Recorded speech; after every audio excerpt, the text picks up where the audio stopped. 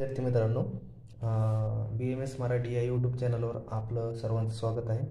तर आज आपण प्रत्यक्ष प्रमाण हा चॅप्टर बघत आहोत. प्रत्यक्ष प्रमाण हा आपल्याला चॅप्टर खालील दिलेले काही क्वेश्चन प्रमाणे असंच बघायचं आहे. आपल्या BMS युनिव्हर्सिटी एक्झाममध्ये अशाच प्रकारे आपल्याला क्वेश्चन विचारले जातात, SAQ किंवा LAQ फॉर्मॅटमध्ये. हे खाली काही प्रश्न दिले, त्या प्रश्नानुसार आपल्या या यूट्यूब चॅनलवर व्हिडिओ येणार आहेत. तर आपल्याला आजच्या व्हिडिओमध्ये प्रत्यक्ष प्रमाण, परिभाषा, लक्षण सांगून त्याचे प्रकार आपल्याला लिहा म्हणून असा क्वेश्चन येतो, ते हा आपल्याला व्हिडिओमध्ये बघायचा आहे. तसेच पुढील व्हिडिओमध्ये आपल्याला काय येणार आहे, आपल्या यूट्यूब चॅनलवर इंद्रियार्थ सन्निकर्ष स्पष्ट करा हा म्हणून क्वेश्चन येईल. प्रत्यक्षपादक हेतू म्हणून यावर एक व्हिडिओ येईल. इंद्रिय विवेचन ह्याच्यावर एक व्हिडिओ येईल. त्यानंतर इंद्रिय पंच वर्णन करा आणि आयुर्वेदात प्रत्यक्ष प्रमाणाची उपयोगिता असा म्हणून आपल्याला हे आपल्या यूट्यूब चॅनलवरती असे व्हिडिओ येतील. हे यावरील दिलेल्या काही प्रश्नामध्येच तुम्ही जर याचा बरोबर अभ्यास केला तर प्रत्यक्ष प्रमाणाचे तुम्हाला सर्व प्रकारचे प्रश्न लिहिता येतील आणि प्रत्यक्ष प्रमाणाचा तुम्हाला पूर्णपणे अभ्यास होईल. तर चला आपला या व्हिडिओला उशीर न करता आपल्या या चॅप्टरला सुरू करूया. तर आपल्याला आज हा क्वेश्चन पाहायचा आहे, म्हणजे प्रत्यक्ष प्रमाणाचे निरुक्ती, परिभाषा, लक्षण सांगून प्रकार वर्णन करा. आपल्या युनिव्हर्सिटी एक्झाममध्ये आपल्याला असाच क्वेश्चन येतो SAQ किंवा ACQ मध्ये, की ACQ मध्ये असं विचारलं जातं की निरुक्ती, परिभाषा, लक्षण सांगून प्रकार वर्णन करा. तर हे आपल्याला किंवा LAQ सुद्धा येऊ शकतो या प्रत्यक्ष प्रमाणावर. आपल्याला युनिव्हर्सिटीच्या ब्ल्यूप्रिंटमध्ये ह्या चॅप्टरवर LAQ सुद्धा दिलेला आहे. तर आपल्याला हा क्वेश्चन बघूया.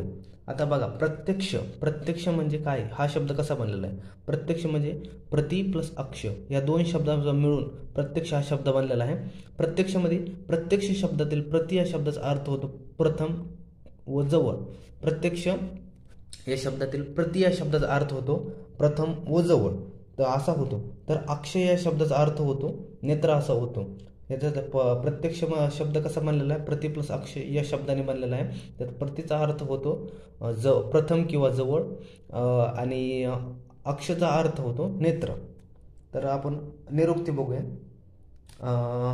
प्रत्यक्षाची निरुक्ती काय, ज्ञानेंद्रियाद्वारे जे ज्ञान उत्पन्न होते त्याला प्रत्यक्ष प्रमाण असे म्हटले.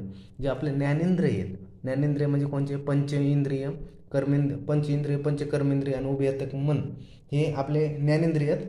ह्या ज्ञानेंद्रियाद्वारे जे ज्ञान उत्पन्न होतं त्याला प्रत्यक्ष प्रमाण असं म्हटलेलं आहे, प्रत्यक्ष प्रमाण असं म्हटलेलं आहे. त्यानंतर परिभाषा काय म्हटलेली याची, की तत्र प्रत्यक्ष ज्ञान करणं प्रत्यक्षम, इंद्रिय अर्थ सन्निकर्षजन्यम ज्ञानम प्रत्यक्षम. ही तर्कसंग्रहाने आपल्याला परिभाषा सांगितलेली आहे.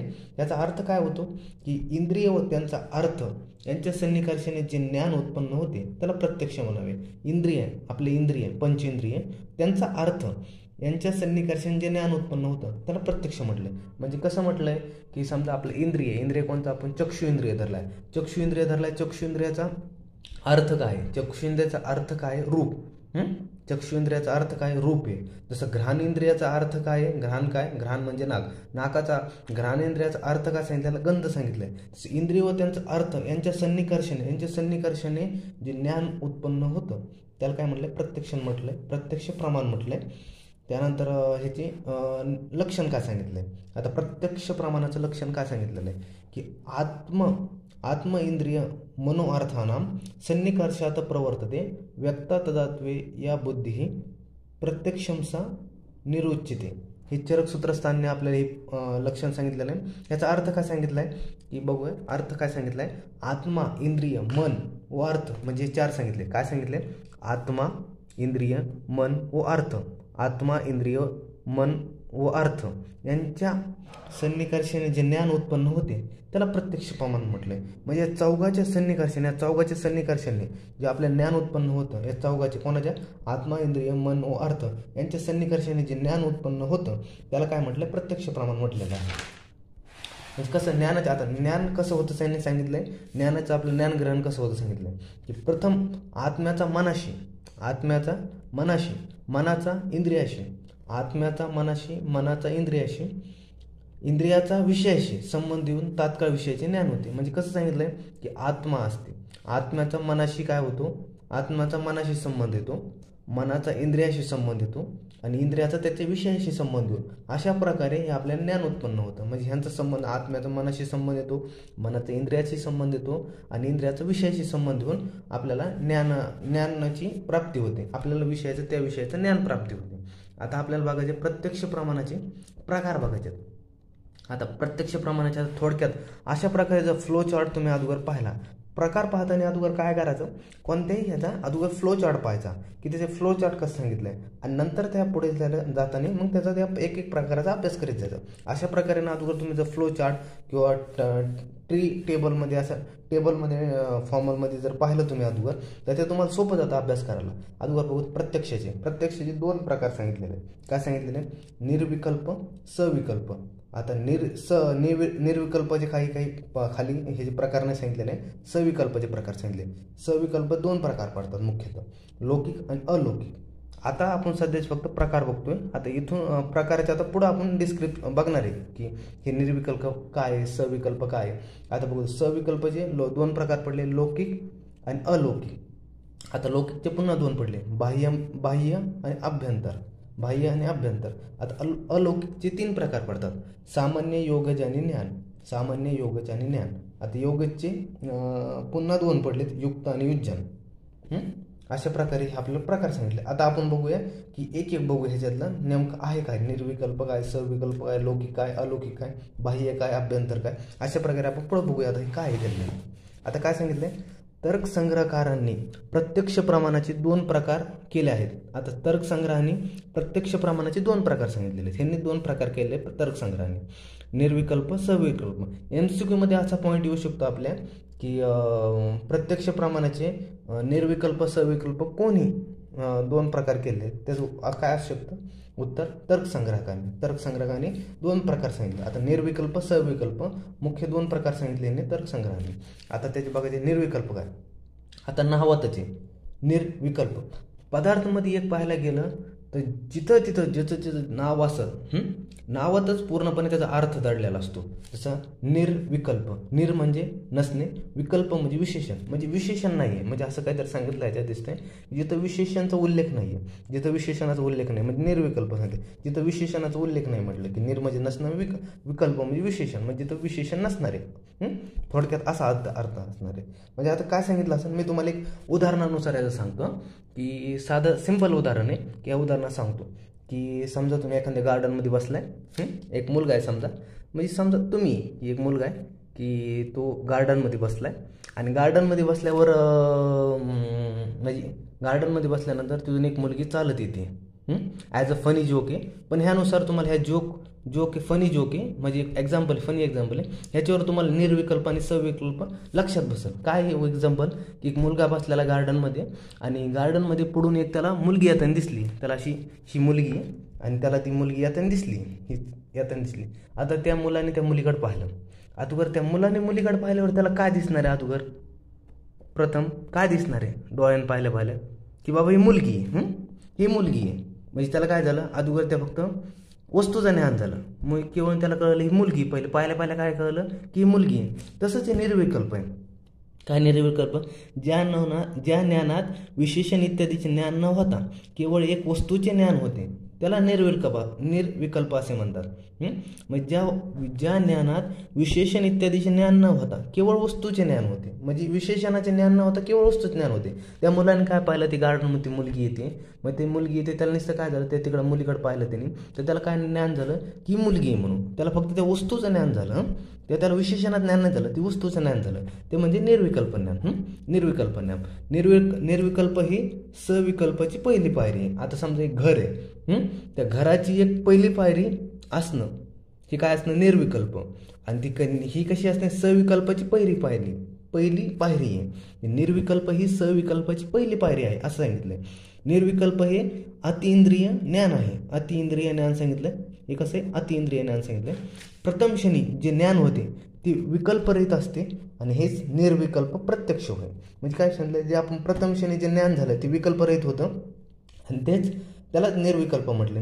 विकल्प रहित म्हणजे त्याचं विशेषण नव्हतं, की सुरुवातीला आपण जे पाहिलं त्या मुलाने काय पाहिलं, ती मुलगी पाहिली, त्याला ती काय झालं, ती मुलगी म्हणून असं ज्ञान झालं.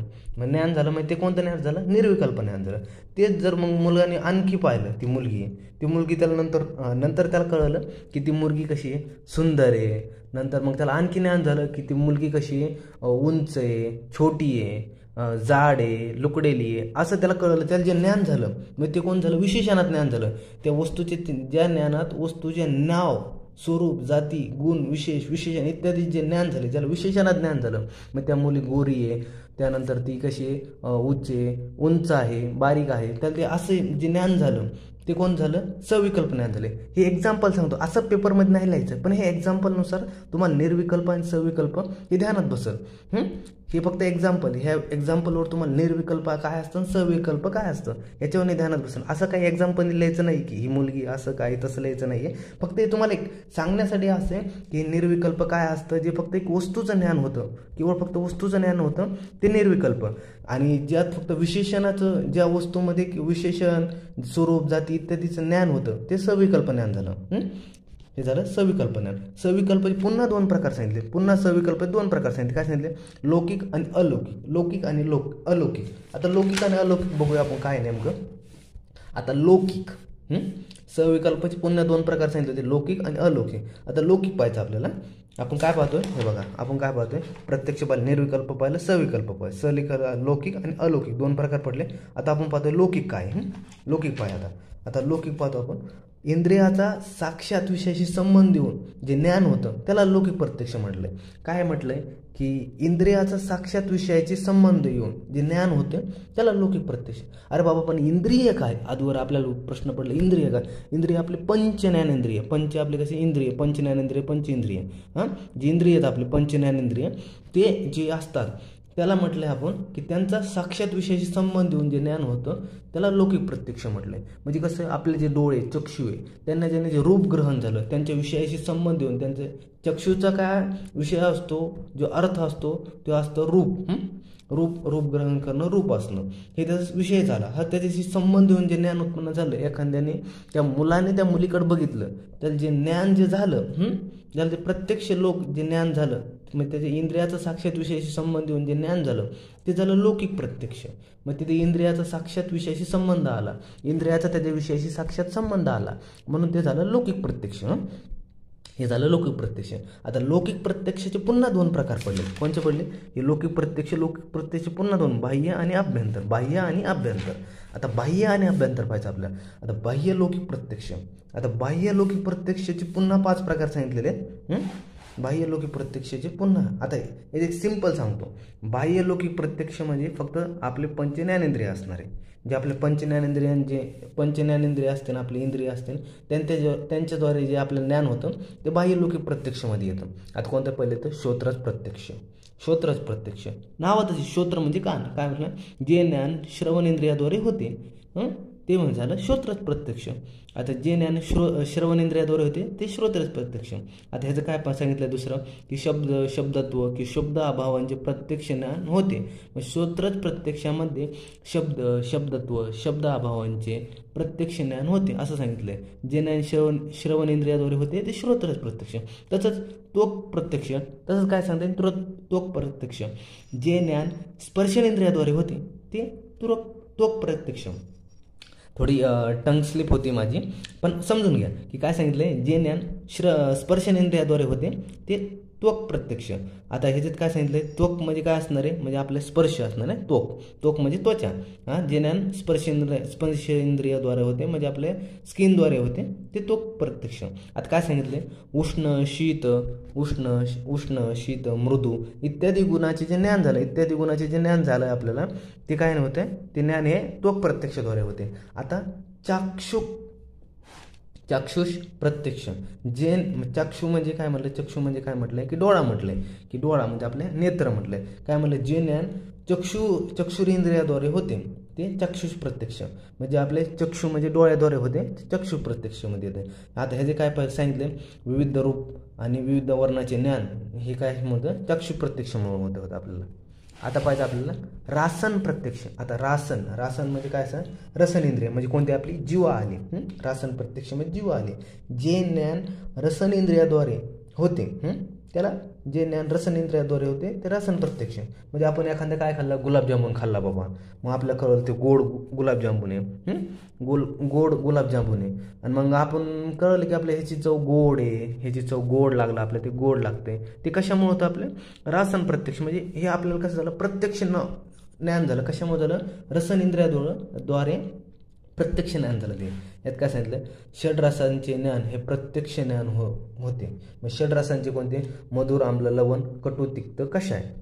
हे 3 झाले, मधुर आम्ल लवण कटू तिक्त कषाय. हे 6 रस, हे 6 रसाचे ज्ञान जे आपल्याला होते ते रसन इंद्रियाद्वारे होते. रसन इंद्रिय म्हणजे आपल्या जीवाद्वारे होते. रसन इंद्रिय कोण असते, जीवा असते, जीवाद्वारे होते. त्याने घ्राणच प्रत्यक्ष. आता घ्राण म्हणजे आपलं नाक, घ्राण म्हणजे नाक, घ्राणच प्रत्यक्ष. जे घ्राण इंद्रियाद्वारे ज्ञान होते त्याला घ्राणच प्रत्यक्ष म्हटलंय. जे घ्राण इंद्रियाद्वारे ज्ञान होते त्याला घ्राणच प्रत्यक्ष म्हटलंय. आता काय म्हटलंय, सुगंध दुर्गंधयुक्त जे ज्ञान होतं आपल्याला, जे सुगंध आहे दुर्गंधयुक्त जे प्रत्यक्ष ज्ञान होतं त्याला घ्राणच प्रत्यक्ष. आता आपण एखादं फूल घेतलं, गुलाबाचं फूल घेतलं, त्याचा सुगंध घेतला आपण, तर आपल्याला जे ज्ञान झालं ते कशामुळे झालं, हे घ्राणेंद्रियाद्वारे झालं. जे आपलं प्रत्यक्ष ज्ञान झालं तर कोणतं, की आपण गुलाबाचं फूल घेतलं, त्याचा वास घेतला, सुगंध घेतला, आपलं जे ज्ञान झालं ते आपल्याला कळलं की यार सुगंध खूप छान आहे. मग आपल्याला जे ज्ञान झालं ते काय मुळे झाले, घ्राणच प्रत्यक्षाद्वारे झालं. हे असं घ्राणच प्रत्यक्ष. आता तेच आपलं काय सांगितलं की आपण इथं पाहिलं, लौकिकचे 2 पाय आहे, बाह्य आणि अभ्यंतर. आता बाह्यमध्ये आपण 5 बघितले, काय पाहिले, श्रोत्रज, त्वक, चक्षुष, रासन आणि घ्राणज. तर आता पाहिजे आपल्या अभ्यंतर लौकिक प्रत्यक्ष, अभ्यंतर पाहिजे. आता अभ्यंतर नावातच आहे, अभ्यंतर पदार्थमध्ये एक पाहिजे सांगायचं गेलं तर नावातच खूप काय द्यायला असतं. ज्याचं जे नाव आहे त्या नावातच खूप काय त्याचं पूर्ण मिनिंग द्यायला असतो. अभ्यंतर म्हणजे काय सांगणार की आपल्या अभ्यंतर आतमध्ये असणार, म्हणजे शरीराच्या आतमध्ये असणार सांगणार, असं काहीतरी सांगते. यालाच काय म्हटलंय, मानस प्रत्यक्ष. मानस म्हणजे समजा काहीतरी मनच्या रिलेटेड आहे. मानस जिथं मानस आला म्हणजे समजा मानस प्रत्यक्ष, मानस प्रकृती म्हणजे मनाची प्रकृती. इथं मानस प्रत्यक्ष, इथं कसं आहे, मानस प्रत्यक्ष म्हणजे जे मना रिलेटेड प्रत्यक्ष, जे मनाद्वारे आपल्याला जे ज्ञान होतं ते इथं मानस प्रत्यक्ष. यालाच मानस प्रत्यक्ष सुद्धा म्हणतात. मनाद्वारे सुख दुःख इच्छा द्वेष इत्यादीचे जे ज्ञान होते त्यालाच मानस प्रत्यक्ष होते. जे आपल्या मनाद्वारे होतं, जे आपलं मन झालं, हॅपी झालं, आनंदी झालं, आपल्याला हॅपी झालं, जे आपलं ज्ञान होतं ते मानस प्रत्यक्ष. आपलं मन दुःखी झालं, जे आपलं ज्ञान होतं ते मानस प्रत्यक्ष. जे आपल्या मनात इच्छा आली काहीतरी करायची बाबा, जे आपल्याला जे ज्ञान झालं ते मानस प्रत्यक्ष. जे मनात आपल्या एखाद्या द्वेष आला, की कशाबद्दल तर द्वेष आला, की मी आता खाणारच नाही इथून पुढं, की मला ह्यांचा खूप कंटाळा आला, मी याला द्वेष केला त्याने, ते झालं द्वेष. जे ज्ञान झालं ते आपल्याला, जे मनाद्वारे ज्ञान झालं ते मानस प्रत्यक्षमध्ये आलं. आता हे बघा, एक सिंपल ट्रिक सांगतो, जे लौकिक प्रत्यक्षाचं ध्यानात ठेवायला. लौकिक प्रत्यक्षाचं काय सिंपल ट्रिक ध्यानात ठेवायला, की लौकिक प्रत्यक्ष म्हणजे काय, इंद्रियाचा त्याच्याविषयीची साक्षात संबंध येतो, तो म्हणजे लौकिक प्रत्यक्ष. अलौकिकचं उलटं असणार आहे, अपोजिट लागले ना, म्हणजे ते इंद्रियाचा त्याच्या साक्षात विषयाशी संबंध येणार नाही. इंद्रियाचा त्याच्या विषयाशी साक्षात संबंध येणे म्हणजे लौकिक, आणि इंद्रियाचा त्याच्या विषयाशी संबंध न येणे, साक्षात संबंध न येणे म्हणजे अलौकिक. आता आपल्याला काय पाहिजे, लौकिकची बी आपण ट्रिक बघतो ना, बाह्य आणि अभ्यंतर. आता बाह्यमध्ये काय पाहिजे, की शरीराच्या बाहेर काय, आपल्या शरीराच्या बाहेर काय, आपले काने, डोळे, नाके म्हणजे आउटरनल काय, एक्सटर्नल आपले काय बॉडी पार्ट्स, की काने, नाके, डोळ्याद्वारे बघ, स्किन आहे आपली, जीवा आहे म्हणजे असे. तर ते आपले हे पंचेंद्रिय येते ह्याच्यात, की त्वक, चक्षु, घ्राण, असे हे पंचेंद्रिय येते. आणि अभ्यंतरमध्ये काय, तर अभ्यंतर आपलं मन कुठं असतं, शरीराच्या आतमध्ये असतं. अभ्यंतर नावातच अभ्यंतर म्हणजे मानस प्रत्यक्ष म्हणजे मनाद्वारे जे होते ते मानस प्रत्यक्ष. ही झाली बाह्यमध्ये पंचेंद्रिय ते घ्यायचे, आपले पंचेंद्रियाद्वारे जे ज्ञान होते ते आपले ते बाह्यमध्ये येते, आणि जे मनाद्वारे ज्ञान होते ते अभ्यंतरमध्ये यायचे. आता अलौकिक पाहिजे, नावातच लौकिक म्हणजे काय बघितलं होतं आपण, की लौकिक म्हणजे पाहिलं होतं की इंद्रियाचा त्याच्या साक्षात विषयाशी संबंध येऊन जे ज्ञान होतं त्याला लौकिक प्रत्यक्ष म्हटलं. तसंच अलौकिकचं काय असणार आहे, उलटं असणार त्याचं. आता अलौकिक अलौकिकच्या अगोदर आपल्याला एक MCQ पॉईंट येतो आपल्या, MCQ पॉईंट येतो युनिव्हर्सिटी एक्झाममध्ये, की इंद्रिय भेदाने लौकिक प्रत्यक्षाचे किती प्रकार पडतात, डॅश डॅश प्रकार पडतात. इंद्रिय भेदाने लौकिक प्रत्यक्षाचे किती पडतात, 6 पडतात. 6 कसे पडतात रे बाबा, 6मध्ये 5 कोणते, 5 हे आले कोणते, 5 हे ज्ञानेंद्रिय आले, श्रोत्र, त्वक, चाक्षुष, रासन, घ्राणज, आणि जो आला हे 6वा जो आला कोणचा आला, अभ्यंतर म्हणजे मानस प्रत्यक्ष. इंद्रिय भेदाने लौकिक प्रत्यक्षाचे किती प्रकार पडतात, 6 प्रकार पडतात असं सांगितले इंद्रिय भेदाने. हे झालं, हे MCQ पॉईंट आहे, लक्षात ठेवा. त्यानंतर आता अलौकिक पाहायचं. अलौकिक प्रत्यक्ष इंद्रियाचा त्याच्या विषयाशी साक्षात संबंध न येता जे ज्ञान होतं त्याला अलौकिक प्रत्यक्ष म्हटले. म्हणजे इंद्रियाचा त्याच्या विषयाशी साक्षात संबंध न येता जे ज्ञान होतं ते अलौकिक प्रत्यक्ष. आता अलौकिकचे पुन्हा 3 प्रकार काय पाहिजे आपण, की पाहिले सामान्य, ज्ञान आणि योगज. सामान्य, ज्ञान आणि योगज. सामान्य लक्षण, ज्ञान लक्षण आणि योगज. आता योगजचे पुन्हा 2 आहे, युक्त आणि युज्जान. युक्त आणि युज्जान. सामान्य, ज्ञान, योगज. योगजचे पुन्हा 2 पाहिजे आपल्याला. योगचे पुन्हा 2 पाहिजे आपल्याला, युक्त आणि युज्जान. युक्त आणि युज्जान. आता एक एक बघूया.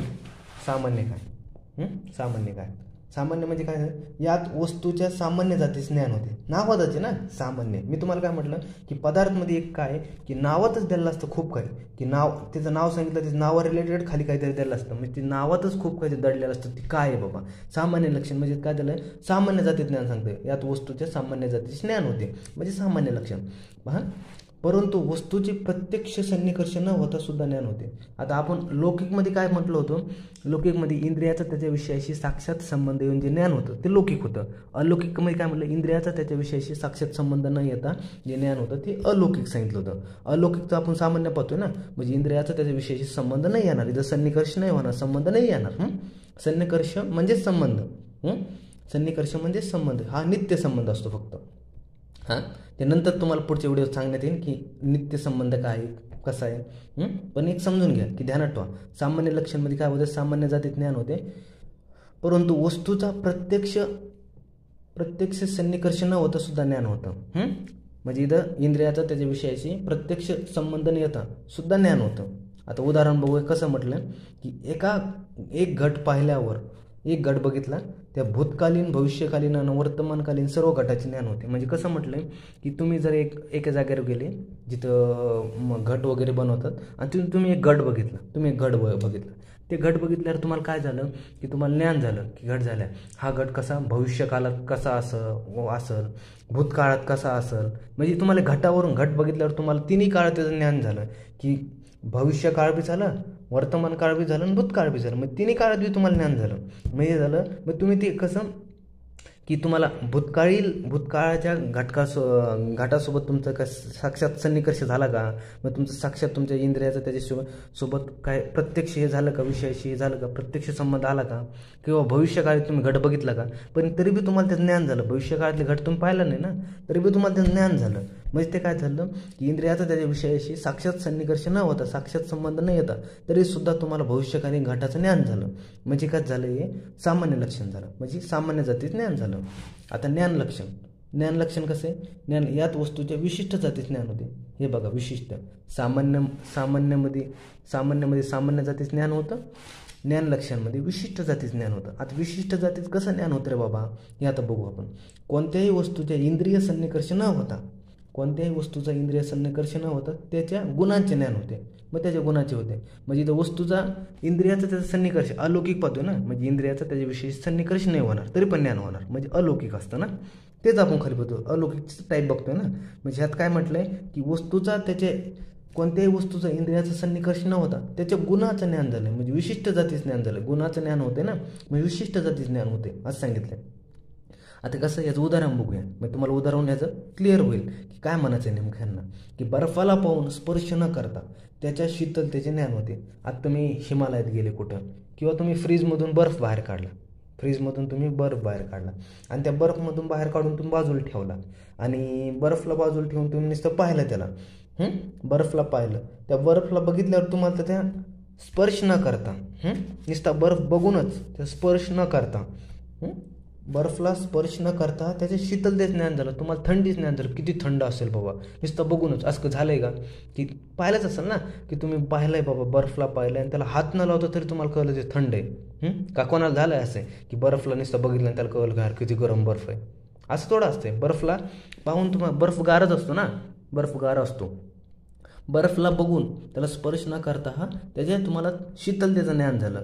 मग त्याच्या विशिष्ट जातीचं विशिष्ट गुणाचं ज्ञान झालं. विशिष्ट जातीचं विशिष्ट गुणाचं ज्ञान झालं. ते म्हणजे ज्ञानलक्षण.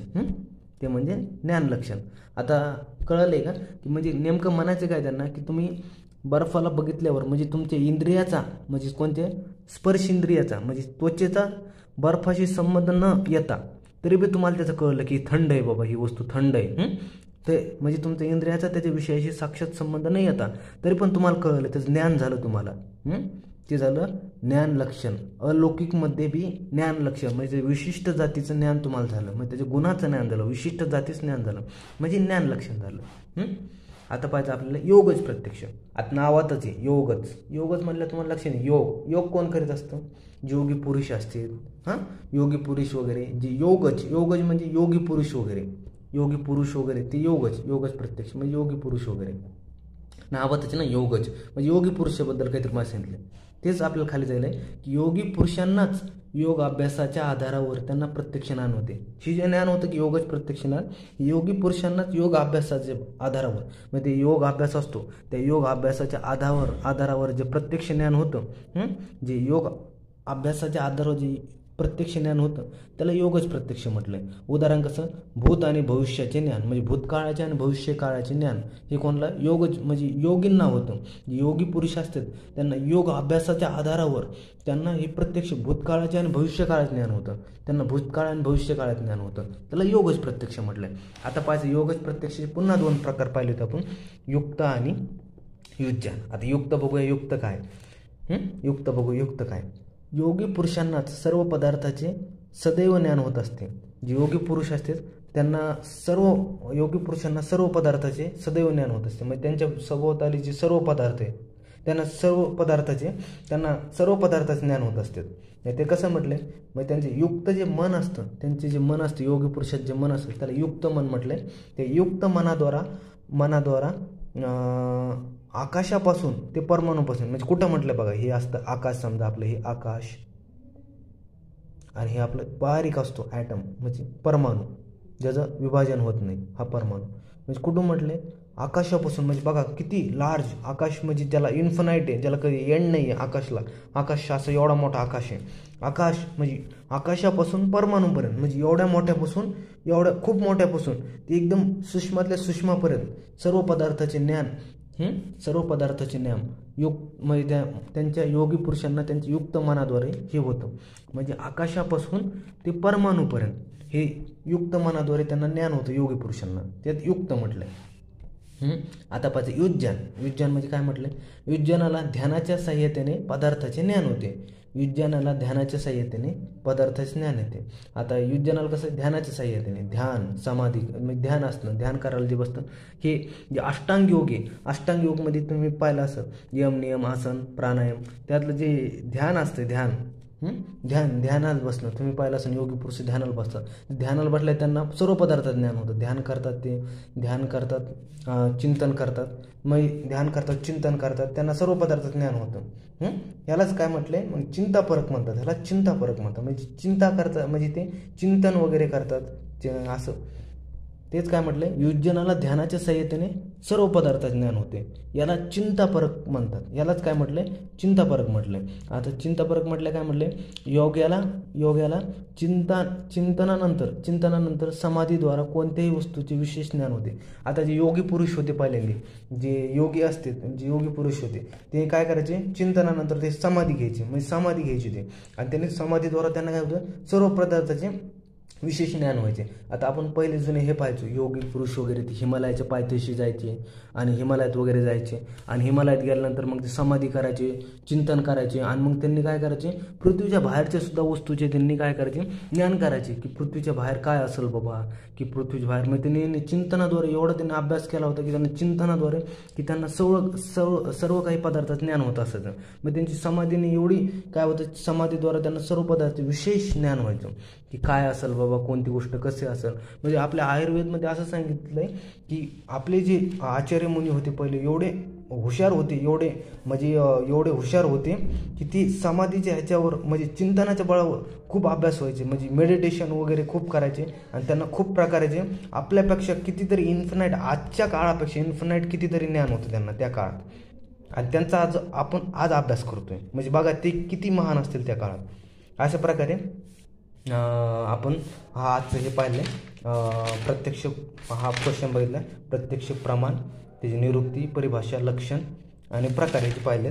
आपण काय एकदा शॉर्ट रिव्हिजन पाहू. काय आहे की प्रत्यक्षाचे प्रकार पाहिले ते निर्विकल्प, सविकल्प. निर्विकल्प म्हणजे ज्याच्यात निर्मजन असणं, विकल्प म्हणजे विशेषण, ज्यात विशेषण नाही आहे, फक्त वस्तूचं ज्ञान होणं, निर्विकल्प. सविकल्प म्हणजे कसं की सविकल्प म्हणजे विशेषण असणारी तर विशेषणाचं ज्ञान, विशेषण म्हणजे विशिष्ट जाती गुण, गुणाचे, वस्तूमधील विशिष्ट जाती गुण इत्यादी ज्ञान होणं म्हणजे सविकल्प.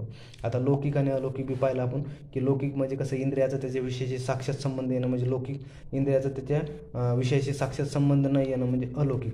आता लौकिकचे पुन्हा पाहिले तुम्ही बाह्य आणि आभ्यंतर. बाह्यामध्ये आपण कोणते इंद्रियाद्वारे पाहिले होते, श्रोत्रज प्रत्यक्ष, घ्राणज प्रत्यक्ष वगैरे हे 5 पाहिले होते. आणि आभ्यंतरमध्ये आपण काय पाहिलं होतं, मानस प्रत्यक्ष पाहिलं होतं, जे मनाद्वारे जे ज्ञान होतं त्याला मानस प्रत्यक्ष म्हटलं होतं. आता तसंच अलौकिक पाहिलं होतं. अलौकिक काय म्हणलं होतं आपण की इंद्रियाचा त्याच्या विषयाशी साक्षात संबंध न येता जे ज्ञान होतं ते अलौकिक प्रत्यक्ष म्हटलं होतं. त्याचे पुन्हा 3 पाहिले होते, सामान्य, ज्ञान आणि योगज. सामान्यमध्ये काय पाहिलं होतं आपण की सामान्य जातीत ज्ञान होते, ज्ञानमध्ये काय पाहिलं होतं, विशिष्ट जातीत ज्ञान होते, आणि योगजमध्ये योगी पुरुषांना योग अभ्यासाच्या आधारावर जे ज्ञान होते ते योगच प्रत्यक्ष म्हटलं होतं आपण. त्यात युक्त आणि युज्ञान पाहिलं होतं आपण. युक्त म्हणजे युक्त मनाद्वारे आपल्या त्यांना ज्ञान होतं आकाशापासून ते परमाणूपर्यंत. आणि युज्ञान काय पाहिलं होतं आपण की युज्ञान पाहिलं होतं की त्यांना त्यांच्या त्यांच्या समाधीद्वारे त्यांनी सर्व पदार्थ ज्ञान होते. मग त्यांनी समाधी चिंतनाद्वारे त्यांना सर्व पदार्थ ज्ञान होते, त्याला युज्ञान म्हटलं होतं आपण. आणि निरुक्ती वगैरे आपण स्टार्टिंगला काय पाहिली होती त्याची की प्रत्यक्ष पाहिलं होता. प्रत्यक्ष म्हणजे प्रति प्लस अक्ष म्हणजे प्रत्यक्ष म्हणलं होतं. प्रत्यक्षातला प्रतिच्या शब्दाचा अर्थ होतो प्रथम व जवळ, त्यातला अक्षचा अर्थ होतो नेत्र. त्यानंतर आपण निरुक्ती पाहिली होती, ज्ञानेंद्रियाद्वारे जे ज्ञान उत्पन्न होते त्याला प्रत्यक्ष प्रमाण असं म्हटलं. त्यातली परिभाषा पाहिली होती आपण की तत्र प्रत्यक्ष ज्ञानकरम प्रत्यक्षम इंद्रिय अर्थ सन्निकर्षजन्यम ज्ञानम प्रत्यक्षम, हे तर्कसंग्रह सांगितली होती. ही ध्यानात ठेवता की कोणताही श्लोक सांगितल्यानंतर त्यानंतर खाली ते श्लोक कोणी दिला आहे त्याचं खाली नाव दिलं पाहिजे. की जसं इथं तर्कसंग्रह यांचा श्लोक आहे म्हणून आपण तर्कसंग्रह यांचं खाली नाव लिहिलं आहे की त्याचं हे लिहिलं खाली. त्यानंतर इंद्रिय याचा अर्थ बघितला आपण, इंद्रिय व त्यांचे अर्थ यांच्या सन्निकर्षण जे ज्ञान उत्पन्न होतं त्याला प्रत्यक्ष म्हटलं आपण. तसंच खाली लक्षण काय बघितलं होतं आपण, आत्म इंद्रिय मनोअर्थानाम सन्निकर्षात प्रवर्तते व्यक्ता तदात्वे या बुद्धी प्रत्यक्षम सा निरुच्यते, हा चरकसूत्रस्थानामधील श्लोक आहे. तसंच ह्याचा अर्थ बघितला होता आपण की आत्मा इंद्रिय मनो अर्थ यांच्या सन्निकर्षण जे ज्ञान उत्पन्न होते त्याला प्रत्यक्ष प्रमाण म्हटलेलं आहे. असेच आपल्याला आपल्या यूट्यूब चॅनलवरती पुढं ह्या प्रत्यक्ष प्रमाणाचे व्हिडिओ येणार आहे. तर आजचा व्हिडिओ आवडला असेल तर तुम्हाला व्हिडिओला लाईक करा, शेअर करा तुमच्या मित्रांसोबत आणि चॅनलला सबस्क्राईब करा पुढील नवनवीन व्हिडिओ पाहण्यासाठी. आणि कॉमेंटमध्ये आपल्याला सांगायला विसरू नका की तुम्हाला हा व्हिडिओ कसा वाटला आणि तुमची काही ह्याच्याबद्दल काही हे असेल की तुम्हाला काही इम्प्रूव्हमेंट हवी आहे आपल्या व्हिडिओमध्ये, तुम्ही आपल्या कॉमेंट सेक्शनमध्ये सांगू शकता. धन्यवाद.